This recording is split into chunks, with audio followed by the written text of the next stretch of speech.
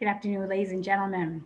So, welcome to chapter 5. This chapter is about work and energy. In this video, I want to do the preparation problems for problem practice A. So, it's on page 184. I'm going to do problems 7 through 10. So, let's start with number 7. It says a person lifts a 4.5 kilogram cement block. So, that's about 9 pounds. A vertical displacement to 1.2 meters. So you guys have meter sticks. You can imagine how high that is. And then carries the block horizontally a distance of 7.3 meters. Determine the work done by the person and the force of gravity in this process. So what exactly is work? I want to share with you a document that I'll be posting. Go back to that one, and here it is. All right. So what exactly is work? Well, this box here, you see there's a definition formula. Of course, everything's a formula. Work is the net force times the distance, but only the distance in the direction of motion. So therefore, it's the cosine of the angle. Okay, so if you're pulling at an angle, the only real part that really matters of your applied force is the part that's in the direction of the motion. So in this first example, this guy is pushing it in the same direction as the motion, okay? And that would be cosine, I'm gonna prove to you guys, cosine of 0 degrees. There's no angle difference. 0 degrees and cosine of 0 is 1. So there it is, the net force times the distance, how far did you push it, and then the cosine. So if you're in line with the direction of motion, then it'll just be the force times the distance. Okay, now notice this guy here is similar. After he lifts it up, he's going to walk with it. And this would be a 0 work.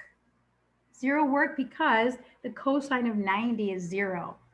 So if you've got perpendicular direction of motion to the direction of the force, therefore we have 90 degrees and the cosine is 0. So you can read this document that I'm going to be posting, because yeah, you feel like there's work happening into your muscles, but there's no work being done to the box. Okay, so let's go to the problem.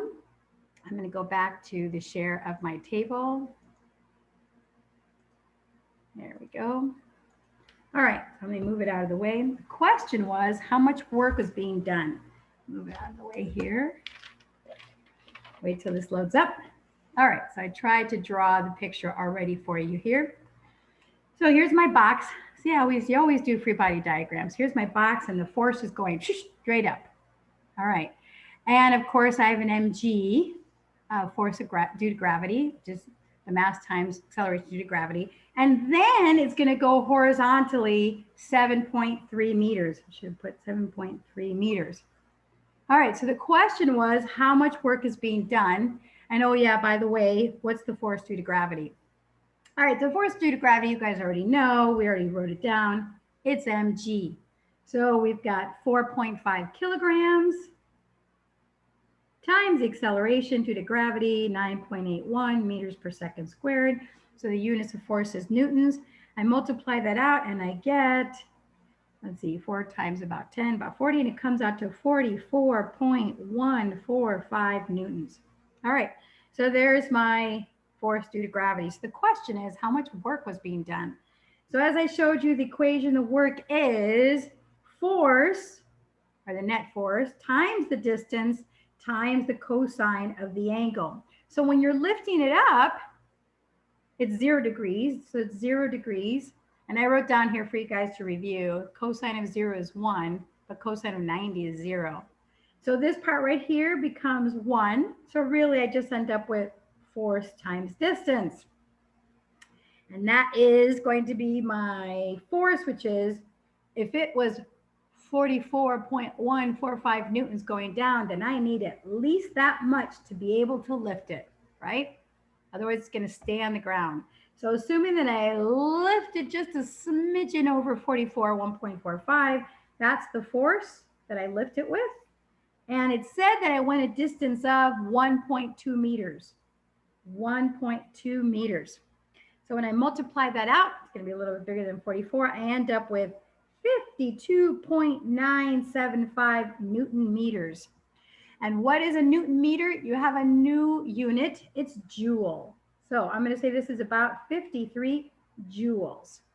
53 joule, and it's spelled like this, joules, but we just say 53J.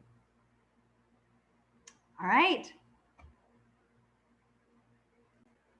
So in summary, I drew a picture here. This box is lifted a certain distance, and then it's pushed horizontally. Well, when it's pushed horizontally, the angle is 90 degrees.